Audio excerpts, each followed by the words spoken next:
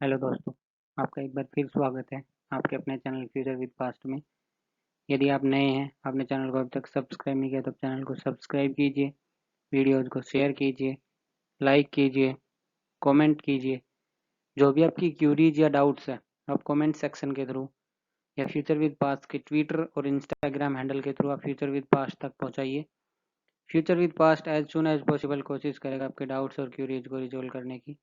बगैर आपका time waste किए हम अपने लेक्चर की तरफ बढ़ते हैं। आइए हम डिस्कस करते हैं आज के लेक्चर को। जो हमारा आज का लेक्चर है वो आपका इंडियन नेशनल कांग्रेस से रिलेटेड है। आज हम इसमें फर्दर डिटेल्स डिस्कस करेंगे इंडियन नेशनल कांग्रेस से रिलेटेड। आइए, यदि हम इंडियन नेशनल कांग्रेस के बारे में बात करें तो आपको पता है कांग्रेस के गठन से पूर्व देश में एक अखिल भारतीय संस्था के गठन की भूमिका तैयार हो चुकी थी। 19वीं शताब्दी के छठे दशक से ही राष्ट्रवादी राजनीतिक कार्यकर्ता एक अखिल भारतीय संगठन के निर्माण में प्रयासरत थे, किंतु इस विचार को मूर्त एवं व्यावहारिक रूप देने का श्रेय एक सेवानिवृत्त अंग्रेज अधिकारी ए.ओ. ह्यूम को प्राप्त हुआ। ह्यूम ने 1883 में मीन्स 1883 में ही भारत के प्रमुख नेताओं से संपर्क स्थापित किया। इसी वर्ष अखिल भारतीय कॉन्फ्रेंस का आयोजन किया गया। 1884 में उन्हीं के प्रयत्नों से एक संस्था इंडियन नेशनल यूनियन की स्थापना हुई। इस यूनियन ने पूना में 1885 में राष्ट्र के विभिन्न प्रतिनिधियों का सम्मेलन आयोजित करने का निर्णय लिया और इस कार्य का उत्तरदायित्व भी ए.ओ. ह्यूम को ही सौंपा गया। लेकिन पूना में हैजा फैल जाने से उसी वर्ष यह सम्मेलन बंबई में आयोजित किया गया। सम्मेलन में भारत के सभी शहरों के प्रतिनिधियों ने भाग लिया यहीं सर्वप्रथम अखिल भारतीय कांग्रेस का गठन किया गया। ए.ओ. ह्यूम के अतिरिक्त सुरेंद्रनाथ बैनर्जी तथा आनंद मोहन बोस कांग्रेस के प्रमुख आर्किटेक्ट्स माने जाते हैं।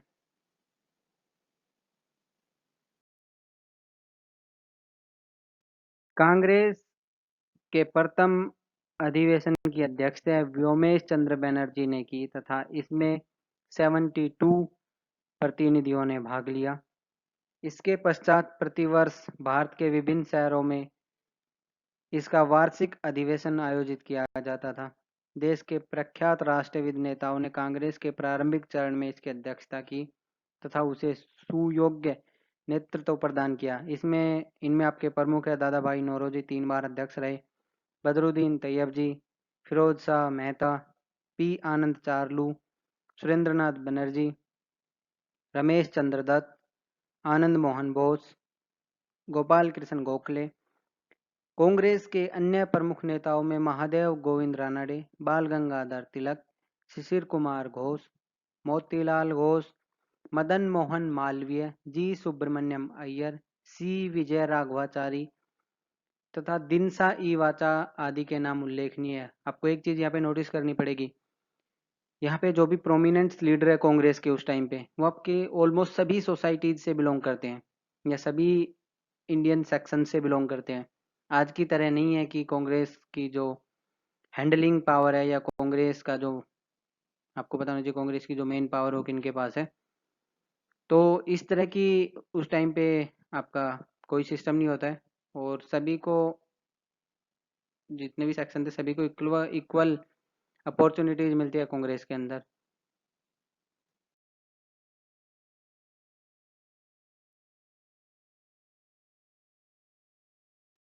उसके बाद एक नाम आपका और आता है, कादम्बिनी गांगुली। कलकत्ता विश्वविद्यालय की प्रथम महिला स्नातक कादम्बिनी गांगुली ने 1890 में प्रथम बार कांग्रेस को संबोधित किया। इस संबोधन का कांग्रेस के इतिहास में दूरगामी महत्व था क्योंकि इससे राष्ट्रीय स्वतंत्र संघर्ष में महिलाओं की सहभागिता परिलक्षित होती थी। भारतीय राष्ट्रीय कांग्रेस के अतिरिक्त प्रांतीय सभाओं, संगठनों, समाचार पत्रों एवं साहित्य के माध्यम से भी राष्ट्रवादी गतिविधियां संचालित होती रहती थी ऑल ओवर इंडिया में। दोस्तों उसके बाद आपको पता होना चाहिए क्या कांग्रेस की अवधारणा के पीछे अंग्रेजों का कुछ मेन मोटो था, क्योंकि इसके जो मेन आर्किटेक्ट्स होते हैं आप में उसने देखा होगा कि आप उसमें ए.ओ. ह्यूम का भी नाम है, जो कि एक ब्रिटिश ईस्ट इंडिया कंपनी में ऑफिसर थे। या फिर एक आपकी थ्योरी और आती है, सेफ्टी वॉल थ्योरी। तो क्या कांग्रेस की स्थापना के पीछे सेफ्टी वॉल थ्योरी की अवधारणा थी या नहीं थी? हम इसी को ही फर्दर डिटेल्स में डिस्कस करते हैं। आइए। कहा जाता है कि ए.ओ. ह्यूम ने राष्ट्रीय कांग्रेस की स्थापना में जिन मुख्य लक्ष्यों को ध्यान में रखकर सहयोग दिया था, उनमें सबसे प्रमुख था अंग्रेजी शासन के विरुद्ध बढ़ते हुए जन संतोष के लिए सुरक्षा कपाट मीन्स सेफ्टी वॉल की व्यवस्था करना। ऐसा कहा जाता है कि सरकारी अधिकारी के रूप में कार्य करते हुए ह्यूम को कुछ ऐसी सूचनाएं प्राप्त हुई थी कि शीघ्र ही राष्ट्रीय विद्रोह होने की संभावना है।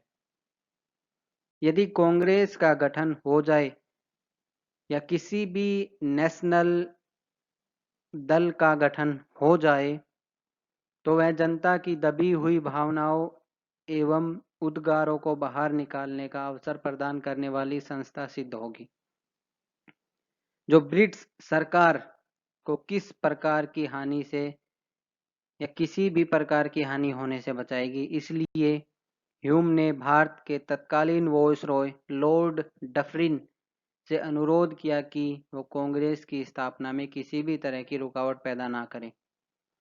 हालांकि भारत के आधुनिक इतिहासकारों ने सेफ्टी वॉल की अवधारणा को लेकर कोई मतक्या नहीं है।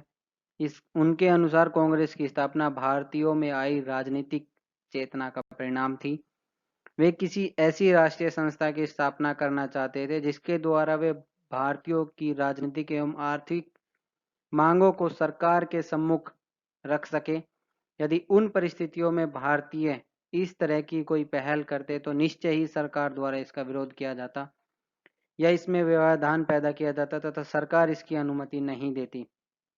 किंतु संयोगवश ऐसी परिस्थितियां निर्मित हो गई जिनके कारण कांग्रेस की स्थापना हो गई। विपिन चंद्र के अनुसार ह्यूम ने कांग्रेस की स्थापना के लिए एक तड़ित चालक या उत्प्रेरक का काम किया, जिससे राष्ट्रवादियों को एक मंच पे एकत्रित होने एवं कांग्रेस का गठन करने में सहायता मिली और इसे से ही सेफ्टी वॉल की अवधारणा का जन्म हुआ। उसके बाद हम कांग्रेस के एम्स और ऑब्जेक्टिव डिस्कस करते हैं। कांग्रेस के लक्ष्य एवं उद्देश्य। कांग्रेस की स्थापना के पश्चात भारत का स्वतंत्रता आंदोलन लघु पैमाने एवं मंद गति से ही नहीं बल्कि उससे भी स्लो मोशन में चलना स्टार्ट हुआ, किंतु एक संगठित रूप में प्रारंभ हुआ। यद्यपि कांग्रेस का आरंभ बहुत ही प्रारंभिक उद्देश्यों को लेकर किया गया था, किंतु धीरे धीरे उसके उद्देश्यों में परिवर्तन होता गया तथा शीघ्र ही वह राष्ट्रीय स्वतंत्रता आंदोलन की अगुवा बन गई। प्रारंभिक चरण में भारतीय राष्ट्रीय कांग्रेस के उद्देश्य थे लोकतांत्रिक राष्ट्रवादी आंदोलन चलाना, भारतीयों को राजनीतिक लक्ष्यों से परिचित कराना तथा राजनीतिक शिक्षा देना, आंदोलन के लिए मुख्यालय की स्थापना, देश के विभिन्न भागों के राजनीतिक नेताओं तथा कार्यकर्ताओं के मध्य मैत्रीपूर्ण संबंधों की स्थापना को प्रोत्साहित करना, उपनिवेशवादी विरोधी विचारधारा को प्रोत्साहन एवं समर्थन, एक सामान्य आर्थिक एवं राजनीतिक कार्यक्रम हेतु देशवासियों को एकमत करना, लोगों को जाति, धर्म एवं प्रांतीय की भावना से ऊपर उठाकर उनमें एक राष्ट्रव्यापी अनुभव को जागृत करना, भारतीय राष्ट्रवादी भावनाओं को प्रोत्साहन एवं उसका प्रसार करना। यही आपके कांग्रेस के उस टाइम के एम्स और ऑब्जेक्टिव होते हैं।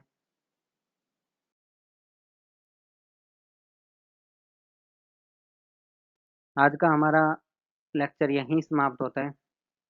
आने वाले लेक्चर्स में हम कांग्रेस का नरम दल, गरम दल, कांग्रेस का प्रथम चरण, द्वितीय चरण, ये सभी डिस्कस करेंगे। आप सभी का बहुत बहुत धन्यवाद फ्यूचर विद पास के साथ जुड़े रहने के लिए। यदि आप नए हैं, आपने चैनल को अभी तक सब्सक्राइब नहीं किया तो चैनल को सब्सक्राइब कीजिए, वीडियोज को शेयर कीजिए, लाइक कीजिए, कमेंट कीजिए, क्यूरीज कीजिए। जो भी आपके डाउट्स है वो आप हम तक पहुंचाइए फ्यूचर विद पास तक। Future with pass as soon as possible कोशिश करेगा आपके डाउट्स और क्यूरीज को रिजॉल्व करने की। Thank you. Have a great day. Have a wonderful day.